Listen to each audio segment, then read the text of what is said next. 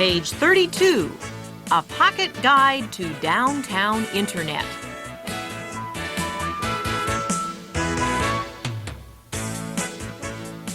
The Internet is the virtual equivalent of New York and Paris. It is a wondrous place full of great art and artists, stimulating coffee houses and salons, towers of commerce, romantic hideaways, dangerous alleys, great libraries, chaotic traffic, rioting students, and a population that is rarely characterized as warm and friendly. In truth, the Internet is home to many friendly people. The Internet population, by the way, is roughly equivalent to that of New York City and Paris combined. It is just that new visitors do not often meet them.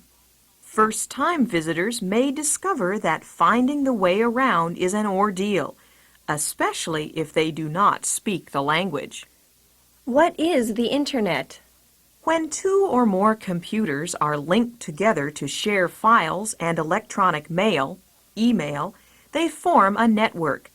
Some individual networks consist of thousands of computers. The Internet is a network of thousands of networks, linking schools and universities, businesses, government agencies, libraries, non-profit organizations, and millions of individuals. As networks go, the Internet is dwarfed in size by the worldwide telephone network. But because it links computers instead of telephones, it has vastly more power. Is the Internet the same thing as the information superhighway everyone is sick of hearing about? The Internet is a sort of prototype for the data highway. It may eventually be a backbone for the so-called data superhighway, or it may be bypassed by newer and wider roads. The highway will probably consist of computer networks, cable TV, interactive phone services, and other technologies. What can I find on the Internet? If you can imagine it, you can probably find it. You can check the card catalog of the Library of Congress, retrieve free software, get the latest news, send and receive electronic mail, view NASA satellite images, reach the world's leading authorities on marsupials, and so on.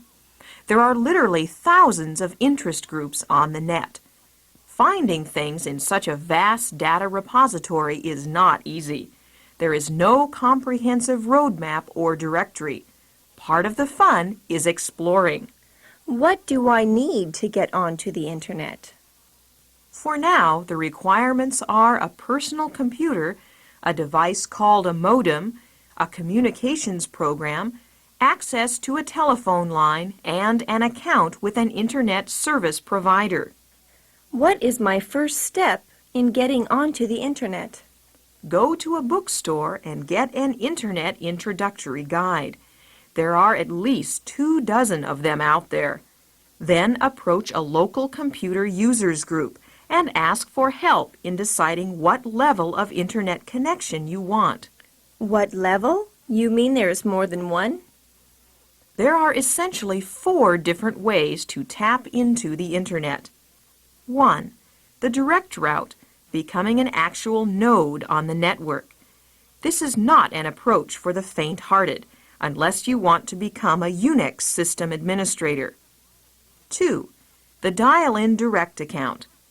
This is the equivalent to tapping into an Internet artery, typically through a company called an Internet service provider. The advantage is that you get to choose the types of software and services you will use on the Internet instead of having someone else choose them for you. 3. A dial-in terminal account, which is more like tapping into a narrower vein. Most Internet service providers offer simpler and cheaper ways to connect to the Internet through their computers, but they choose what services are available and they determine what software you'll use.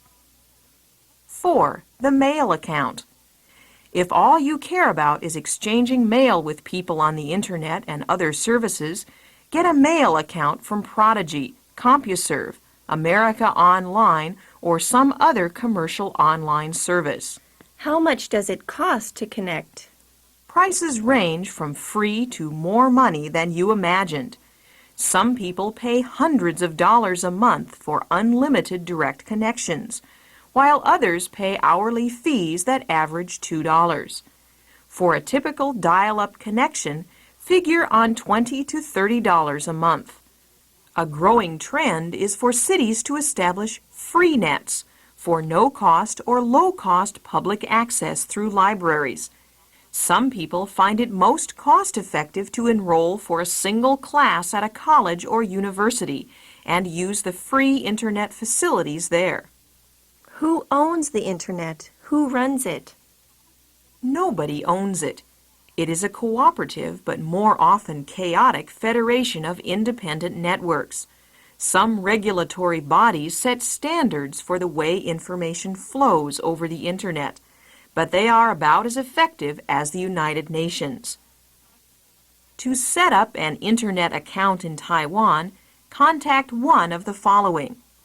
1. The Institute for Industrial Information, III, sponsored by the Ministry of Economic Affairs. Call the Internet hotlines at 02-733-6454 or 02-733-8779. Accounts are now free, but a fee will be charged beginning in 1995. 2. Transcend Company.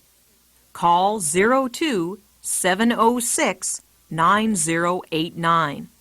Price: 7,000 NT per year for individuals, 10,000 NT per year for corporations. The fee includes training, software, and access to many Internet services. 3. World Data Exchange. This local bulletin board system provides access to Internet email. For more information, contact James Thomas at 02-695-2318, voice fax, or 02-695-2326, data. Vocabulary focus.